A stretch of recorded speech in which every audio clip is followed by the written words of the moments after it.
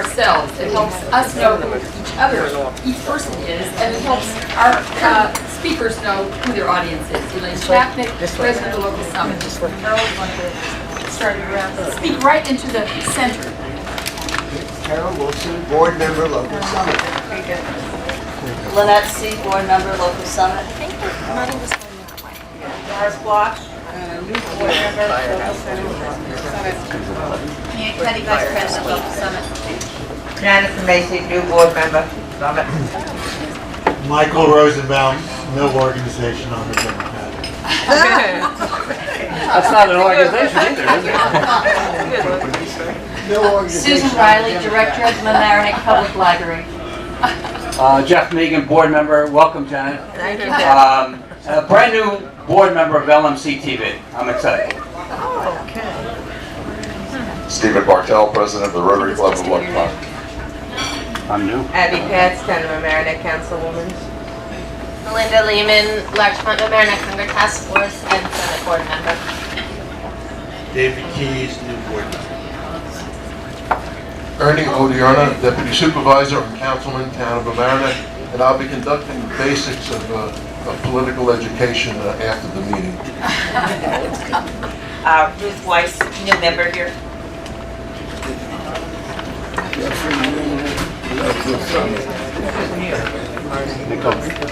That way we change it. New board member, Janet? Always. For you, Fran Snedeker, not you, it's worth it. Jan O'Connell, new board member. Catherine Parker, Rice City Councilwoman and candidate for county legislator, but I put her with my rising council hat on. They heard of this and they thought this sounded like a very good event, that they're actually planning to do something similar, so they wanted me to take notes as well. Anna Deloy, Director of School Services and Child Youth. Kay Francis, Richmond Summit Board. Jane Elkinini, Town Councilwoman. Mary Lee, Board, Interfaith and Women's Club. Geraldine Martinez, Hispanic Resource Center Programs Coordinator. Ernie Ricketts, retired from Martin Village Police Department, now working at Rhinebeck High School Middle School. Ozzy Ramos, Village American Police Department. Sandy DeRuza, Village of Mamaroneck Police Department. Bob Reynolds, Town of Mamaroneck Police Department. John Redley, Summit Board, at home on the town. Elizabeth Sanger, Summit Board, and Exchange. Yvonne Trout, Mental Health Association Board Member, and volunteer with the foster care children. Gail Vidalis, Hispanic Resource Center, Summit and Rhinebeck. Iris Freed, Hope Community Services.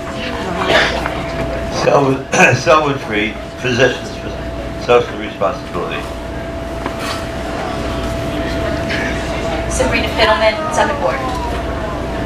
GTI's Mamaroneck Public Schools Summit Board. Judy Myers, County Legislator. Nancy Pearson, Mamaroneck Board of Education. Thank you, everybody. And now I'm going to introduce Janet Bookbinder. Book holder will introduce the program. Good morning. Glad to see such a good turnout. I think we may be running a little bit short of some of the material, so you'll need to share if the person next to you didn't get the set.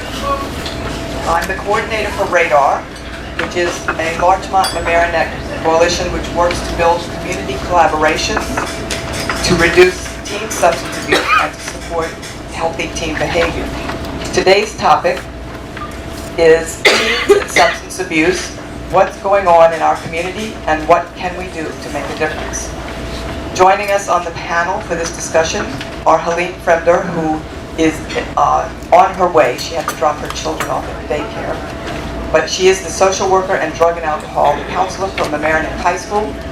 Ben Minotti, who is the Mamaroneck High School health teacher, as well as the Mamaroneck School District's health education coordinator, K through 12. And Susan Hammond from Rhinebeck High School. She is a guidance counselor and the advisor for SAD, which is a student group that stands for Students Against Destructive Decisions. as an added bonus, when we come to Q&A, we're fortunate to have with us today some extra radar people and former youth officers, Ernie Ricketts, which you just met them all, and Ozzie Ramos, Sandy DeRuza, and Bob Reynolds. And we also have one of our radar students with us, Johan Lee, who will challenge you in a game of Jeopardy.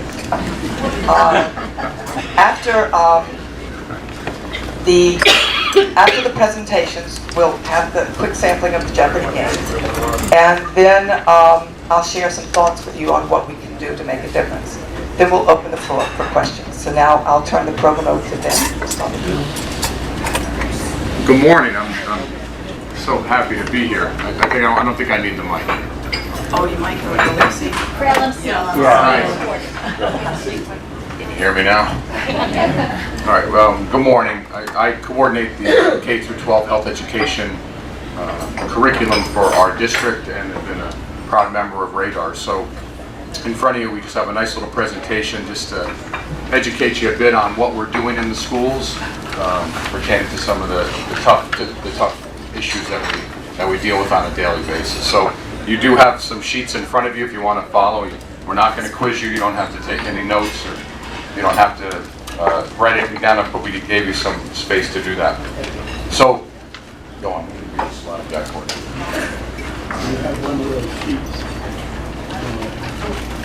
We need a sheet. Great. Navigating through teen issues in 2013 is a lot different than when a lot of us were younger. So, if you look at some of the lists that we gave you, things like Facebook, texting, sexting, lots of things that are going on now in 2013, our teens are navigating through a lot. And lots of times the students are coming to us kind of feeling alone or looking for a lot of help. So the good news is we have a tremendous amount of support in our district, whether it's the youth officers, whether it's Keith in his office, Helene, the school psychologists, the counselors, the teachers. So, it is a tough area to navigate through. Click there. We're going to share with you these answers are from the students from the high school.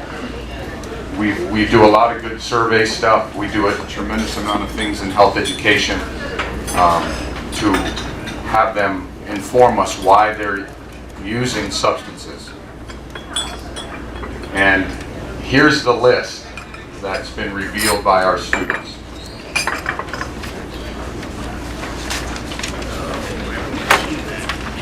You got it? I'll help you.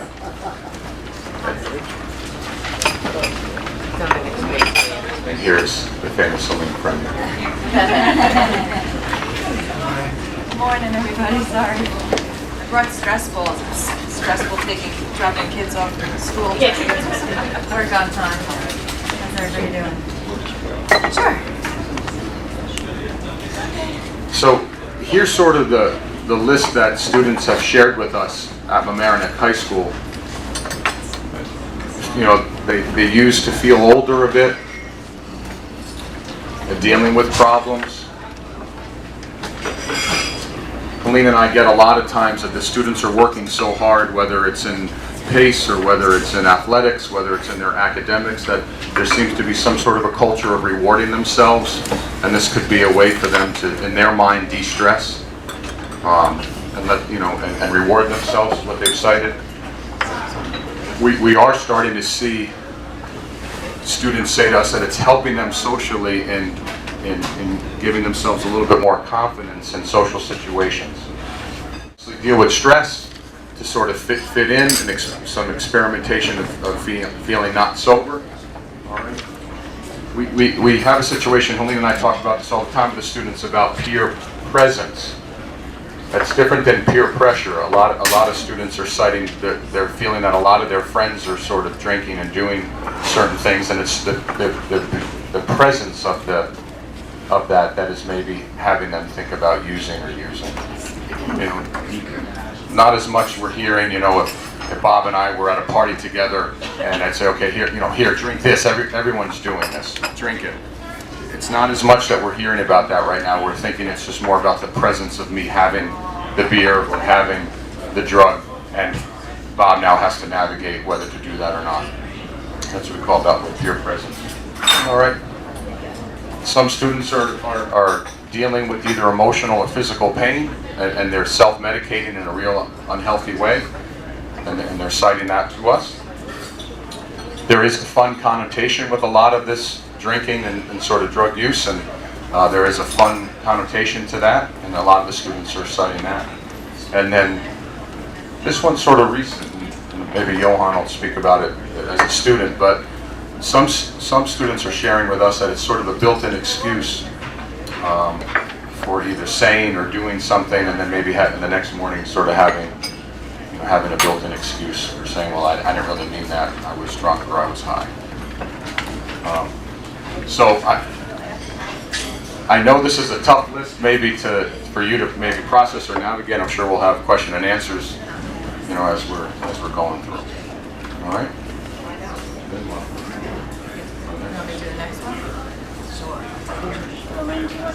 That mic, just flip it on, the mic on the table, just take it out of the stand, it's a little more wide. And here's the link. Flip it on, there you go. Good morning. Reasons why kids do not use. It's illegal, it's unhealthy, it's unsafe. We have a large growing group of kids who are more aware of this. They're looking to seek each other out to find support from one another. We'll learn more about that group in a few minutes. Religion, family history. If kids are aware of a history of family using, or even uncles using, or aunts or cousins, they're more likely less to use. Bad experiences, unfortunate tragedies. Kids like to stay in control. It's a hard period of time. It's very difficult developmentally, so they like to feel in control. I guess we all do. I'm nervous. And fear of addiction.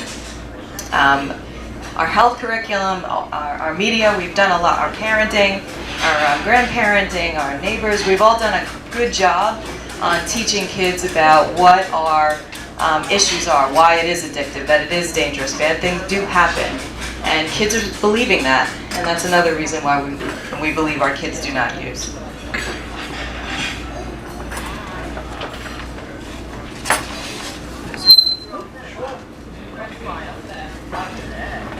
I guess I'm next. You know, as I'm sitting here, this is not on script, but I've been fortunate to follow what my father did for a living. In 1962, he became a health teacher and physical education teacher. He went to St. Mary's High School in Bedford, New York. And when I tell him the things that we're dealing with now in education, sometimes he really can't even help me and consult, because it has changed so much. But there is a lot of good news out there. You know, I don't want this to be a doom and gloom presentation here, but you know, times have changed a bit, and I think to put it in perspective, here is what we're trying to do to support these terrific young students in 2013 issues. All right, so we are so pleased to announce that we are starting what we're going to call the Tiger's Den, which is going to be a sort of a mini wellness center in a sense at the high school. And we're launching this next fall with a lot of stakeholders in the building, from guidance to our physical education teachers, to even our science teachers, to our social workers. And we're going to start to provide a space for students to learn about wellness and to have a place to go to maybe de-stress and to learn a lot about wellness. So we're really excited about that. I don't know if Lee want to mention anything else about that, but that's going to be starting in the fall. So we're just going to try to outline support that we're providing students, at the high school. So we know that our students are under stress, but what we want to do is try to teach them the skills, not only to learn temporarily, but long-term skill set for how to cope. So it would be meditation, mindful eating habits. So this would be an opportunity. We're going to open up, we're going to starting small, about 2 to 3 hours a day, manned by a supportive staff person or a teacher, and maybe Mr. Geiser might get involved in this. And, so what it would look like is kids can come and join us on there free. They'd have the opportunity to relax, to talk informally about something.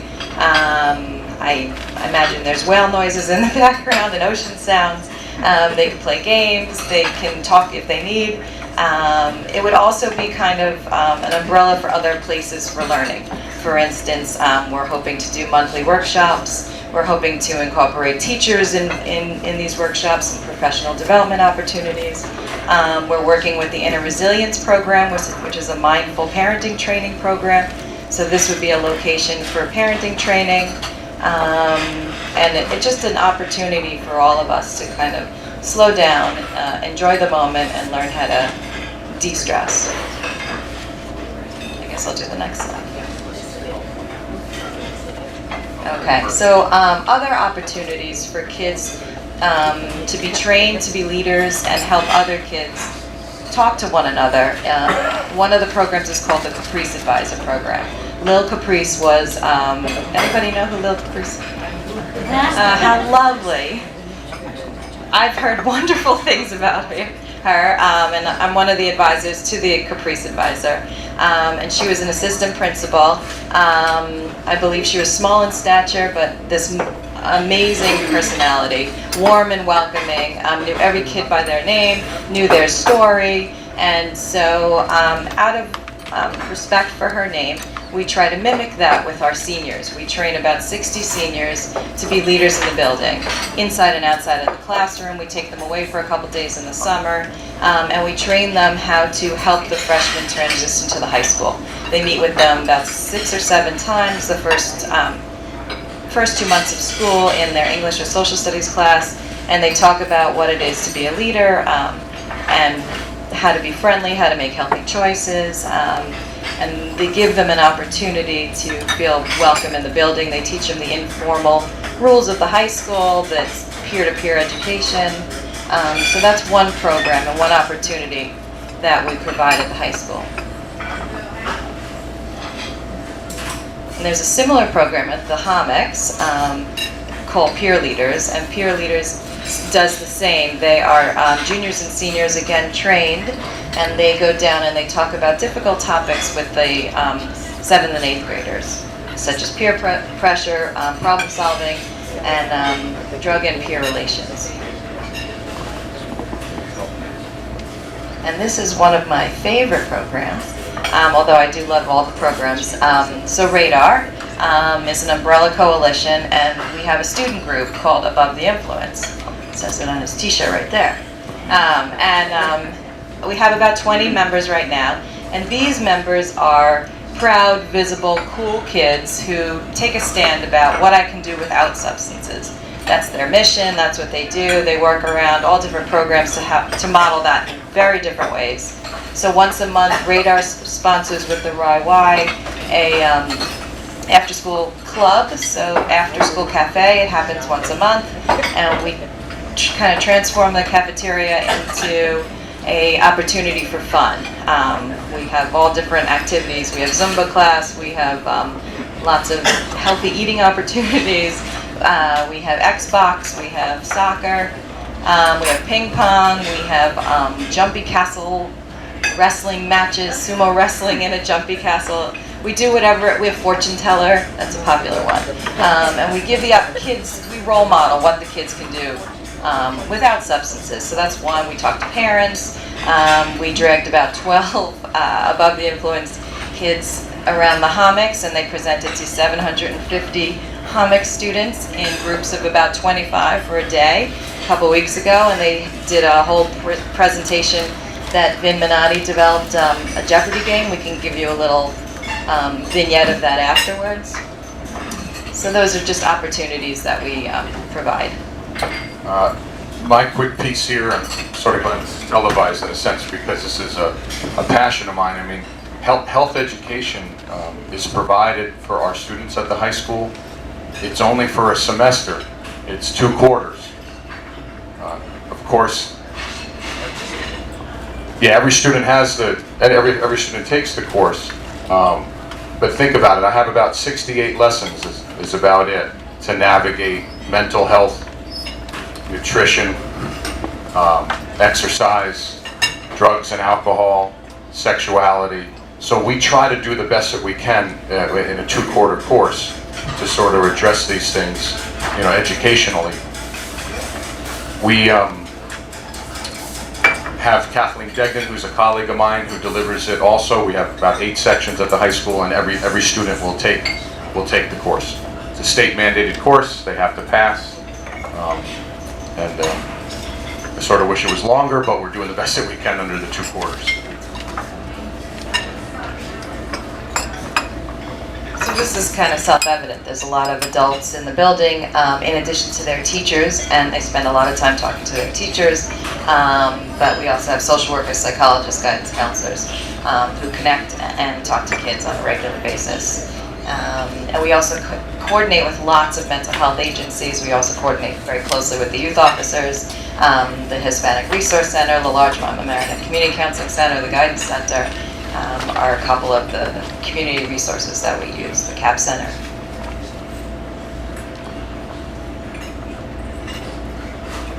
So how can you help? We'd love to see you involved with our wellness center if you want to come down and volunteer. We'd love to have community members, interacting with our students at the high school. That would be one great way for you guys to get involved. Maybe helping to raise money might be another way in having additional guest speakers or things. We're just kind of problem solving on maybe what you guys can do to help out. And then obviously you're such great role models for us in our community and continuing to support some of the initiatives that we're running in town and being supportive in that way. I'm not sure if Colleen wants to add anything. I believe in the role modeling. I think that's very important. I think that makes a big difference. There's lots of studies that third parties connected to kids makes kids make healthier choices. And obviously unhealthy choices too, but we're going to focus on the healthy choices. There's a larger group that's growing and growing in our building of kids who are looking for natural highs instead of unhealthy highs. An adolescent brain requires research. There's our research that tells us that an adolescent brain requires risky behavior, meaning something that stimulates their brain in a certain way that our brains that just doesn't need to do anymore. But that could be presenting in front of people at a diner. It could be playing on a sports team. It could be at a show. It could be rock climbing. So we need to role model and join in with our kids and figure out what their passion is and what their brains require us to help support them do in order for us to help them make healthier choices during a very stressful and difficult period of time. Okay, thank you, Colleen and Ben. And what we'll do now is we'll turn things over to Susan Hannon, who will give us a look at what is going on in the Rhinebeck School. Hi, good morning. I am Susan Hannon. Again, I'm a school counselor at Rhinebeck High School, and I'm a SAD advisor. I have to tell you that all schools do almost the same things. So I'm not going to get into as much detail because we really do have very similar parallel programs. And I would have to say all schools do. Talking about the health education, well, that's a mandate, and there's certain things that have to be taught. So the same things are being taught at Mamaroneck High School are being taught at Rhinebeck High School.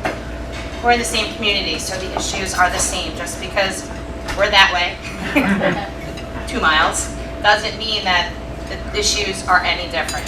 I agree with these guys, definitely that it is a very stressful time for our students. And I polled one of my students and asked her, you know, what is the main issue? And she said it's competition in the classroom, on the fields, and that's those stressors that have students turning to make unhealthy choices. And at Rhinebeck, we do things a little bit differently in that we're a much smaller school. We have the opportunity to be a little closer and have more individualized attention with our students. We have great support staff, just like Mamaroneck. We have our school counselors, both middle school and high school. We have school psychologists in middle school, high school, and elementary schools.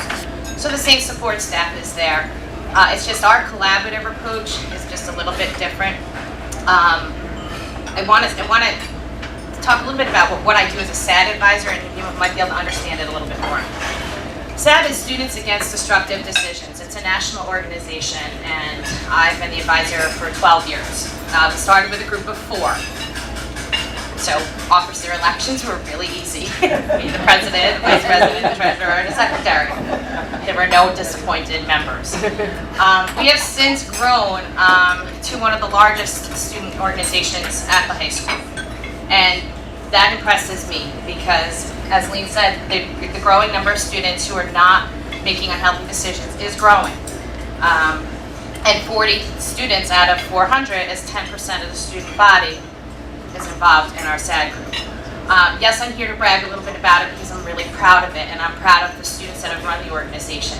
And let me tell you that it's very much student run. We meet every Thursday. Thursday seems to be a good day for these organizations. We're here on Club Thursdays. And the students talk about the issues involving them at that moment. We're not trying to globally attack something that has nothing to do with Rhinebeck. So they will bring something to the table. We'll discuss as a group how we can attack that. And a lot of our programming is passive, signs, just little things in the background. We attack the same issues, drugs, alcohol, stress, distracted driving, all of those things that we saw on the board before. And we're lucky enough to be sponsored by a group called DCH Auto Group. Toyota City being one, Pace BMW being another here in the community. And they sponsor SAD groups nationally, although it really seems to be New Jersey and California, and we're the lone one from New York, I think. And they help us a lot. They give me a stipend. They invite us to the national conference, and we get to take 2 students along to the national conference to join 600 youth and advisors across the country in what is probably the most incredible youth experience, I think, for students, because they're all there and they all have the same idea and they all want to lead healthy lives and to help their peers. And we're actually going this Friday. And we're going down to Orlando, Florida, and it's a wonderful, wonderful, wonderful experience. So their sponsorship has really opened us up to the community a little bit more. Although, you know, one of my questions today is, SAD at Rhinebeck is not overly involved in the community. And I look out here and I see so many community members who I don't know who are doing what I'm trying to do as an advisor and are trying to do what my students are doing. And we need to connect. And I'd like to try to figure out how to do that.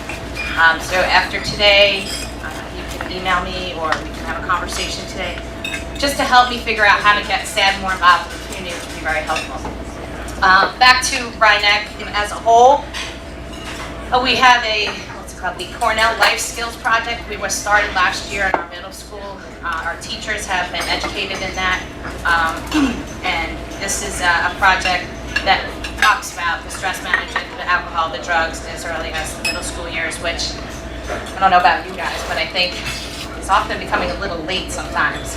That 8th grade that students have already perhaps dabbled into some unhealthy decisions. And so we started in 6th grade trying to get to them as early as possible. We have character education in middle school, the health classes in the middle school, and then the health class in the high school. We have assemblies for all of the students. We had Mike Marity this year come in, and we had national renowned speaker, as well as J.C. Good, who was who shared her personal story about distracted driving. And then we have our nurse, our psychologist. And the cool part about being SAD is that I get to listen to the students, hear what's going on, and then go seek out someone who I can get the best information from.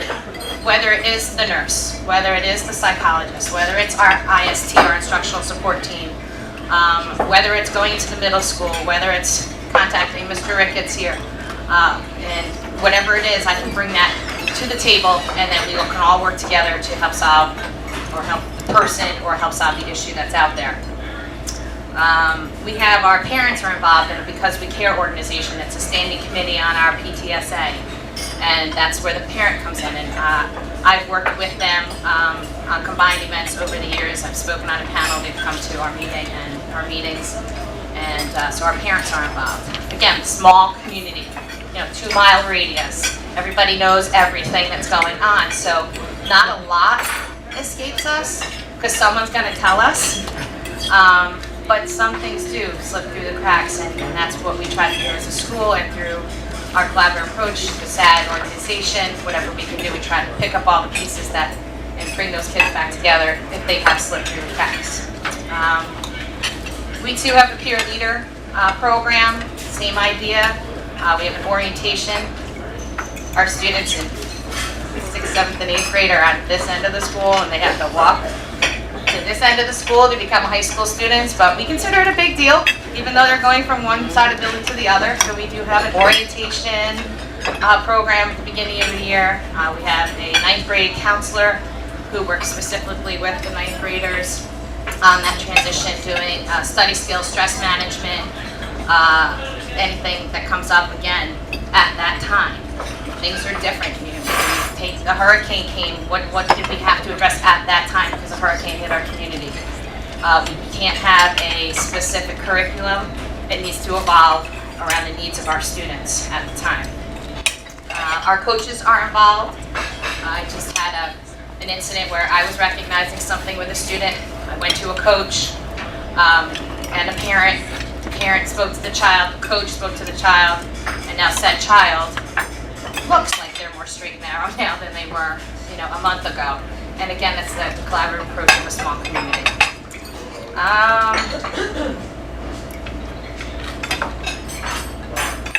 think that's all I have. Just because it's so similar, the issues and the ways to solve it. I do love the Wellness Center. We do a stress last week during midterms. I have to do it because if the kids did it, they would be stressed out.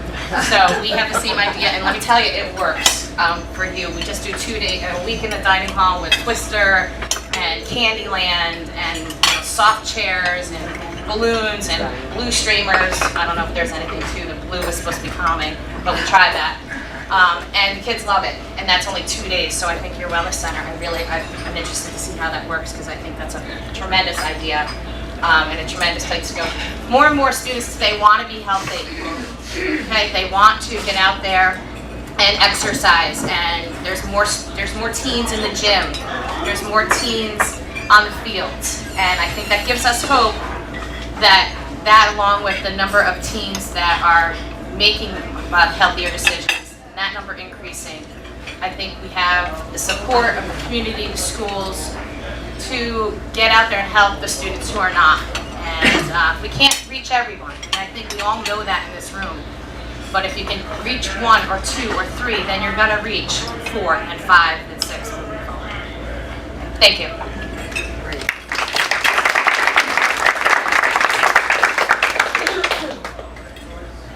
Thank you.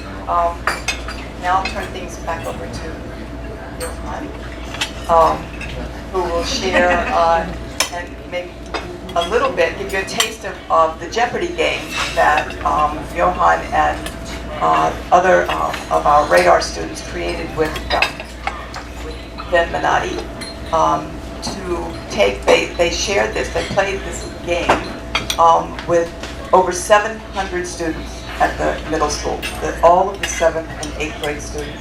And we thought we would give you a taste of what they did. It was a very successful day.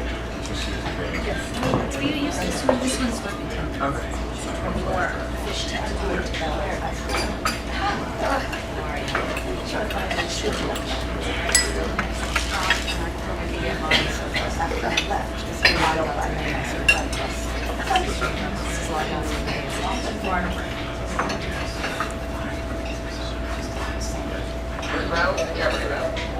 So this is what we did with the kids, the above the influence club kids. They presented this to the middle school a couple Fridays ago. So if you notice, these are our regular categories. Vin Minotti made he made them developmentally appropriate for the middle school kids, so they would be able to be challenged yet understand the questions. And then we have special categories called CCC.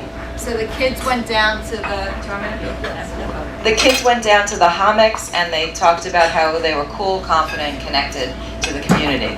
And they talked about what they do instead. And we made videos of what they do instead, and we played them. Does anybody want to pick 100 for CCC or 200? Bob? Should we go for 200? I'll go 170. Let's see. See, it doesn't work out. Let me see if I can do it this way. Let me just try it one more way. Let's show.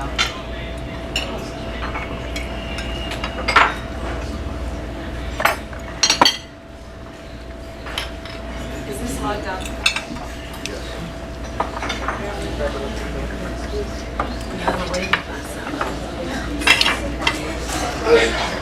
Yeah, that's a good idea.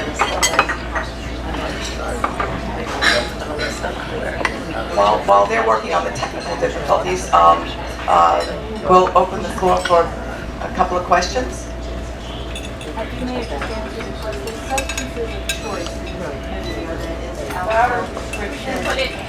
Alcohol, prescription.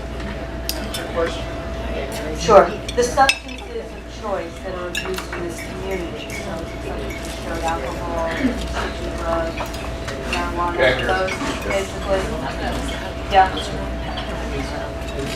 The top 3 drugs, when we do, every 2 years we survey 6, 7, 8, 10, and 12th grades in the Mamaroneck School District. And consistently for several years now, alcohol is the first drug of choice. Marijuana comes in second, and interestingly, cigarettes are third. We also address prescription drug abuse because that is a rising problem. But the top 3 are alcohol, marijuana, and cigarettes.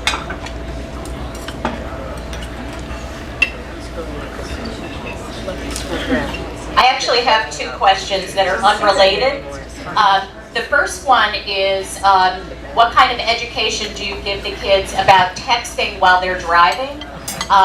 Because I actually know someone whose child died up in Chappaqua. He wasn't the driver, but the driver was on Facebook at the time of the accident. He was trolling on Facebook. How could you be watching the stream? And the second question is just your reactions, and each of you can respond, to lowering the drinking age and what that would be. I'll go on the texting one first, Alex. Playing Jeopardy. The texting and driving, we have at Mamaroneck, for the past few years, we brought in a speaker with an emotional story. We had one who came in, Amanda Upshide, and she was texting her sister when her sister went off the road reading that text, and she died. Very emotional, and that grips at the students. She was young, she was about 22, so she was able to relate very much to our students. We find that the motivational speakers are best because they're not coming from their teachers who are just talking at them. They're not coming from a psychologist, they're coming from a real person with a real issue and a real life event. And we had JC Good this year. She is from Florida, and her parents were killed by a tractor trailer that had to avoid a young teenager who was texting, and he avoided that person and hit the car on J.C. Good's graduation day from college. So you can hear it in yourselves right now. It's the same reaction to the students, and that's how we try to get that out there, by just putting our speakers in. And like I said, it's nice to have a sponsorship because we're able to afford to do so. I guess I get the elephant in the room.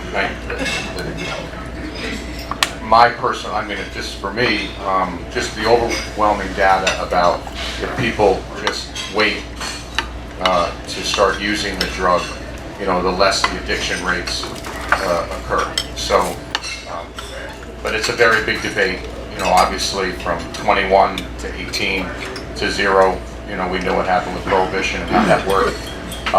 So that's just my personal professional opinion. As far as the curriculum, we have our students debate it. We watch a very good film that 60 Minutes did on the debate.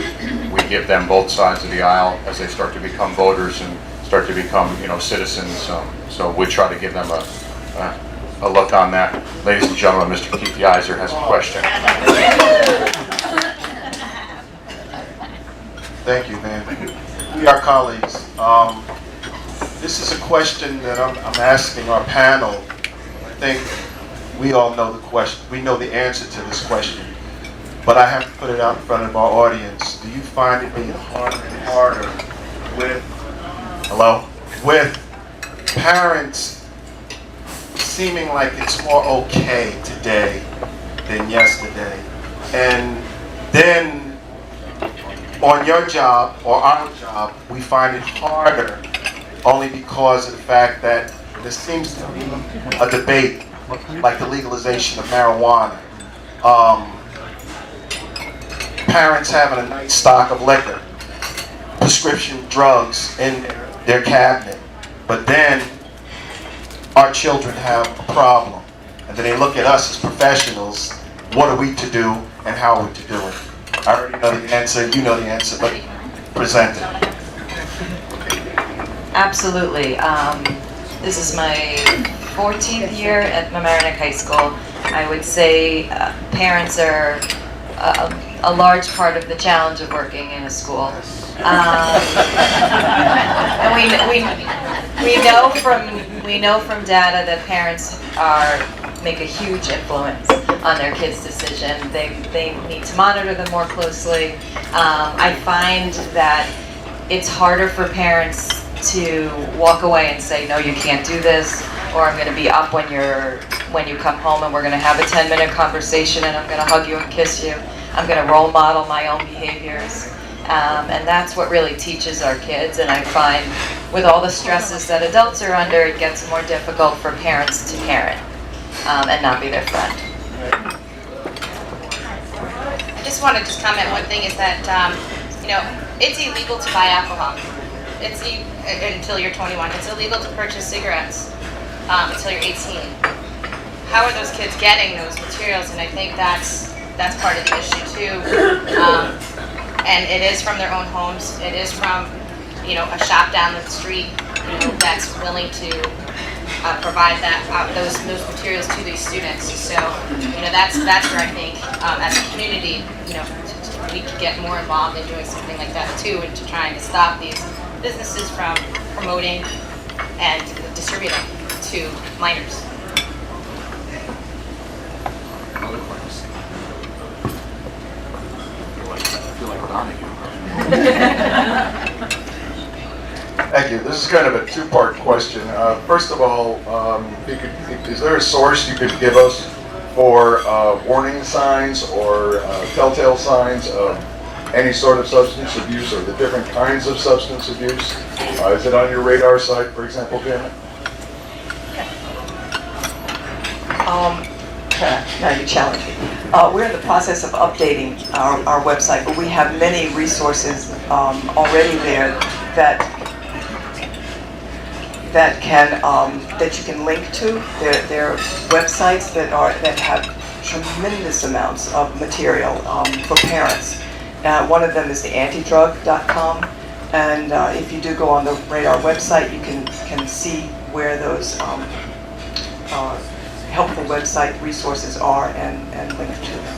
That's great. The second part of the question is there or could there be a mechanism whereby people, anybody, parents, existing, parents who have children, or parents or former previous parents, grandparents, etc., if they see a child who's exhibiting some of these warning signs, is there a reporting mechanism? Is it through Helene and through the counselors at school or the social workers at school? Is there a way to give feedback on that without, legal consequences of accusing someone or whatever? I was going to put Bob on the spot, but he must have known you were going to ask that question, and he escaped. But we have Ozzy and Sandy here. Several years ago, the Tri-Municipal Police Department set up a hotline. There's a number that you can call to report. It's sort of like if you see something, say something kind of help. And the phone number goes through the Mamaroneck, town of Mamaroneck Police Department. And then they will, I think, forward it on to you guys in the two villages for addressing whatever the concern may be. We started it several years ago. It needs to be really initiated to the public to keep that number out there. But it is there to help you, and it's not, you're not hurting a kid by doing this, but you definitely could be saving a life by getting the police involved, who are there to help our kids stay safe and to help them make better decisions. I just want to add to that the youth officers here are not looking to be punitive unless they have to be. They really work very closely with our kids about what they can do to try to help them make healthier choices because they're still learning. And with the age of technology, we made mistakes when we were younger and we learned from them. Kids don't have that opportunity anymore. It's all over the place. You make one very bad decision, obviously, and it's all over the media. It's all over the internet. It's very hard to be forgiven when you make a decision and you can't erase it. One other thought about parenting. I do think parenting is very difficult in this age, and there are people at the school, lots of us, in very different ways who are more than willing and very eager to help form parenting groups so parents of older parents could possibly talk to younger parents in small groups. The Larchmont Mamaroneck Community Counseling Center is eager to put those groups together, either formally or informally. All you do need is to just contact them. The school is offering lots of parenting trainings. Again, we're working on gathering a group. It'll be 4 sessions. It's that Inner Resilience program. It's called Mindful Parenting. It's really, really good, and it's part of our new wellness center. Little plug. Hello. I would like to ask each of the counselors the following question. Think back to the first year or two when you began your substance abuse counseling, and think what is happening today. Is the substance abuse issue locally getting less problematic, less difficult, fewer problems? Is it worse? Why do you think so? I would say that's a very complicated question. Anecdotally, I would say that kids are still using similar substances, tobacco, marijuana, alcohol. There are new forms of it, like K2 is a synthetic marijuana. There are other things they're experimenting with. I don't think overall the numbers are increasing. I actually think the way they're using is changing, but I believe that overall, this is kind of extreme for me to say, but according to our numbers, overall, our data tells us that the numbers are slightly decreasing, if not staying the same, overall. Again, this is a complicated question. And then the other piece to that are there are more groups that are forming, like Above the Influence. This is a group in Mamaroneck. There's obviously a group in Rhinebeck. If you Google the word natural high on the internet, you will find a large organization out of California. Their goal is to get 12 million kids and young adults under the age of 21 to commit to finding out what their natural high is, before the year 2015. That's their goal. If you speak to any of the counselors at my school, Bob Sweeney told me the other day that kids are looking to sign up for substance-free housing more than on any year before that. And not just because of the Mamaroneck schools, that's what he's hearing from other colleges across the country. Harold, that is a very complicated question. We've been in the game for a while. When I started, one of the, I'll go back even when I was a student here in Mamaroneck. We had heroin coming through our communities, LSD, designer drugs, had a lot of pharmacists making their drugs in the basement. I think I would agree with Helene from the standpoint that it is decreasing, and the reason why I would believe that is decreasing is that there's more awareness. There are more supportive groups, and the other part of it is coming forward. Some of the drugs are not. There are some dangerous drugs out there, but they're not as readily addictive that would destroy a community. When you have a child that is addicted to a drug, and back then it didn't take that much to become addicted, that then permeated friendships, relationships, families.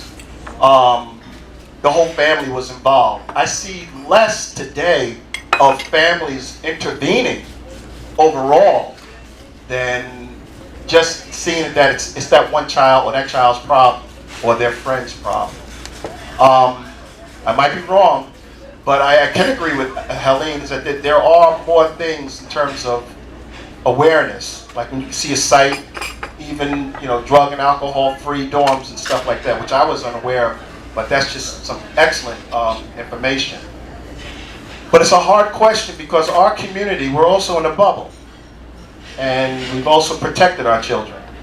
And somewhere along the line, if the problem got too much, it would be disappeared, whether it's the Mayo Clinic or whoever.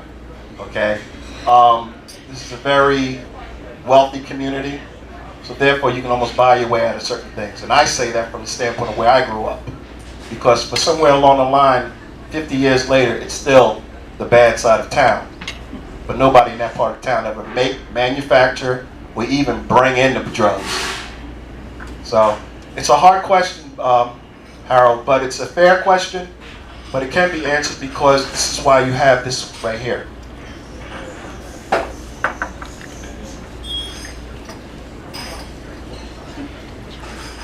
Hi.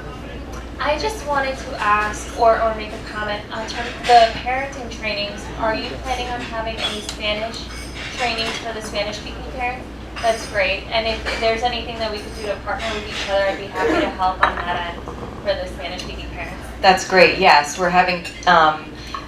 We're either going to do the training bilingually or we're going to do the training separately, whichever.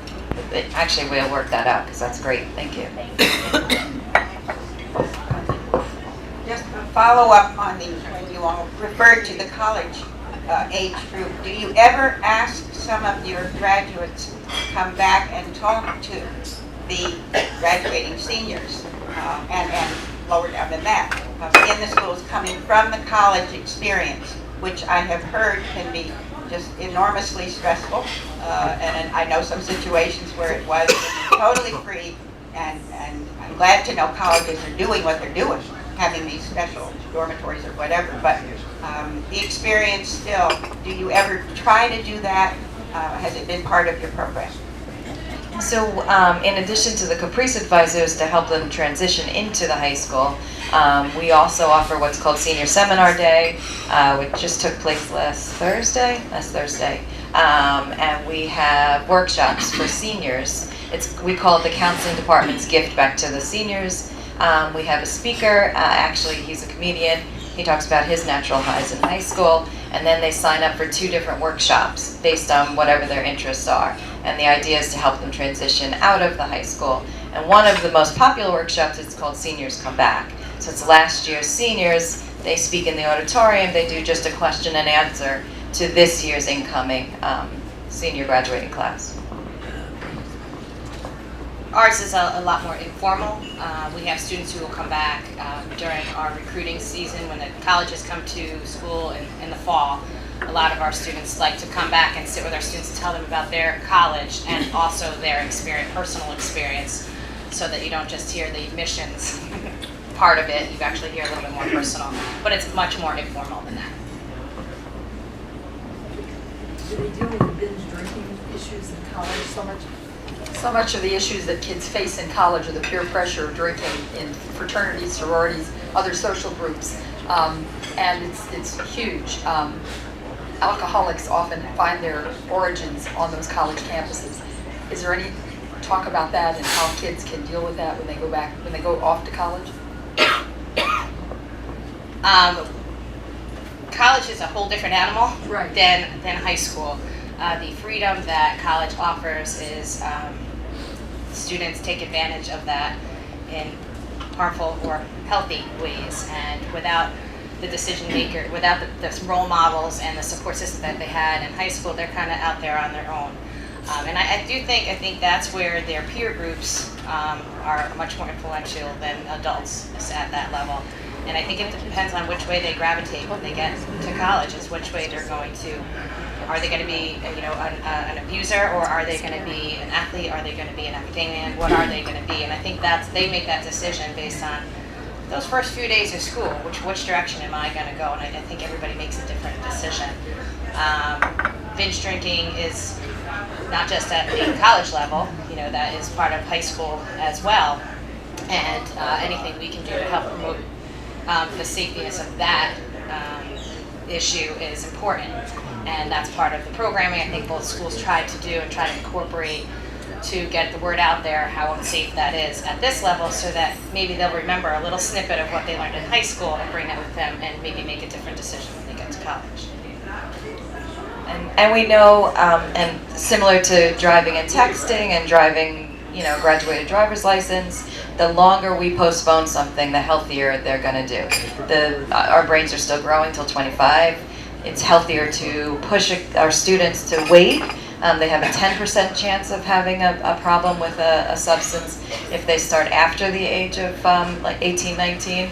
If they don't and they start before the age of 18 or 19 or even 15, they have a 54% chance of struggling with addiction. So what we can do is postpone. Statistically speaking, the drinking doesn't necessarily decrease during college years, but overall, if you made some healthy decisions during high school, overall, you're going to continue those decisions in college. I'm not quite sure if the videos are working. They're not working. But just to give you an idea, what the 7th and 8th graders, when they realized that the CCC categories were the kids who were actually presenting in the entire building all day, all they wanted to do was see the videos. And what the videos include are Johan as an artist. Actually, we can show the picture. So you can see it's a 30-second quick drawing, but we have an artist, we have dancers, we have golf, we have baseball, we have soccer, we have reading, we have a poet, we have singers. Did I miss anybody else? And so all of these kids made videos. They did work at the Homix. I apologize that they're not working today. And the kids played this Jeopardy game. They talked about what they did. They tried to connect with, okay, so who's a singer? Raise your hand in the room if you're a singer. Just to talk about what they do instead and really role model in a healthy way what they're doing. And these kids, Johan's, the majority, 9 of them were seniors, and they've made it with me for 4 years. And I can truly say they haven't used substances or alcohol. And anybody have another question? You said something about the parents were different now than they've been in an earlier generation, I believe. Oh, you made the comment. But are you finding them that they're more lenient? Is that or they're It's just not, in terms of our society as a whole, okay? How many states have legalized usage of marijuana? So how many? Two. But regardless of what, there's a sway throughout the nation. Jeff earlier said something about CVS. We used to have local pharmacies, now you have supermarkets. So we're a drug-induced society because anything and everything is a pill for every single type of ache or cure. Okay? So why shouldn't it permeate down to children? ADD, right, as it was. I know what my cure for ADD was, my father's foot. But at one particular point in time today, you know, and not that I'm just saying that in jest, but it doesn't take too much to all of a sudden prescribe medication to young children. And we are a drug society. We as a whole, we want to look at some of these certain things. But as I was saying before, it then goes back to the so-called professionals to be put into, you know, into the laps of the professionals, like what is wrong with my child, what they do to cure my child. So that was when I was saying acceptance of the adults. I just mostly have a comment, but I just, having two daughters who went through Mamaroneck High School, one is going to be a senior, one is in college right now. The DARE program that was done in elementary school was very, very effective. Kids really related to it, they understood it, they felt all these things with tobacco and alcohol and things like that were very dangerous to them. I'm really glad to see that you're doing more work in the middle school because I think that's where we're losing everybody. There's so many pressures and stress moving from elementary to with college and then the transition to high school, and I think that's where we're really seeing kids turn to other things to deal with their stress and trying to fit in, and I think if we can continue to learn more of this, I think we'll make a huge difference later on. We are if you would like to go on, we can. I just wanted to alert you that it is a little after 9. What I wanted to tell you, for those of you who do have to leave, over by sitting on the box on the corner there, I have a packet, a larger packet of the main points that by sector. So for those of you in civic organizations or the medical field or government or law enforcement or faith organizations, it's broken out with helpful thoughts on how you can make a difference. And join groups like Radar, collaborate with us more. Do as Keith said, get this information out there about the harmful effects of these drugs, because awareness is growing, but it needs to grow more. Then you've got your little sheet here. I won't go through it because I do want to allow you, those who still have a couple of questions left, to get those out. But I just wanted, before everybody escaped, I wanted to tell you this packet's up there, along with a flyer on how to safely dispose of medicines in between our drug take-back days. And we'll pick that up. So I'll turn it back over to your question. Yes, my question is, do you have sources of hard data that tell you whether you're gaining ground or whether you're losing ground, or as far as looking at it? That's a terrific question. Elaine Fremner's going to answer.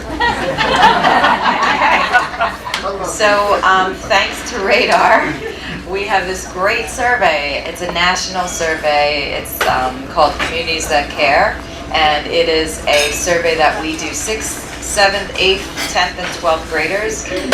We've been doing this survey every 2 years since 2002. So we do have data. So the data that I mentioned overall, our district is either staying the same or decreasing slightly, is based on the Communities That Care survey data. If you go on the Radar website, you can link to that data. And if you can't, Janet can provide that information for you. We're updating, so we're working on it. Anyone else? Shut the mic. What do you tell the kids about use of condoms, birth control pills, et cetera, et cetera? I'm going to hand that over to Mr. Minotti. I have to proctor an exam right now, so I gotta get going. No, it's a great question. We do have a comprehensive, and I'm sure, and Ryan will speak to, I'm sure, we have a comprehensive K through 12 human sexuality education program. We have an abstinence-based message at the high school with contraceptive education. All right, so. That's contradictory, of course. Yes. No, it's not. But- It's not a contradiction, sir. Oh, what did they say, contradiction? I'm sorry. Yeah, I thought you said contraceptive. So, yeah, so we are promoting, we're teaching kids to be safe and making, obviously, their choices. We range from so many things of teaching consent, listing all of the reasons why abstinence is a positive and great choice. And then, of course, we're in a realistic world on what is taking place out there. So there are many, many students that come across both of our school systems that cannot have those conversations at home, or they do not have those conversations at home. And we provide them a lot of valid information in their toolbox to make an educated choice and hopefully a safe choice for them. So I don't know if that answers your question, but that's, yeah.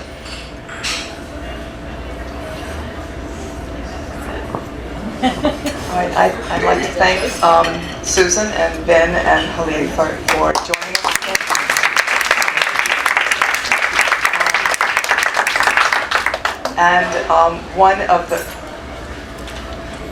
And I'd like to thank Johan for being here.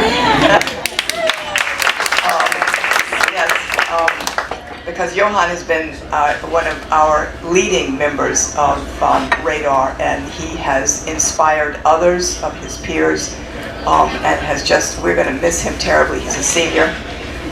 We may not let him go, but we'll certainly bring him back, because I think if he's available, maybe to talk to the new crop of Radar students and inspire them as he has his own peers throughout his time of helping us keep his friends safe and our children safe.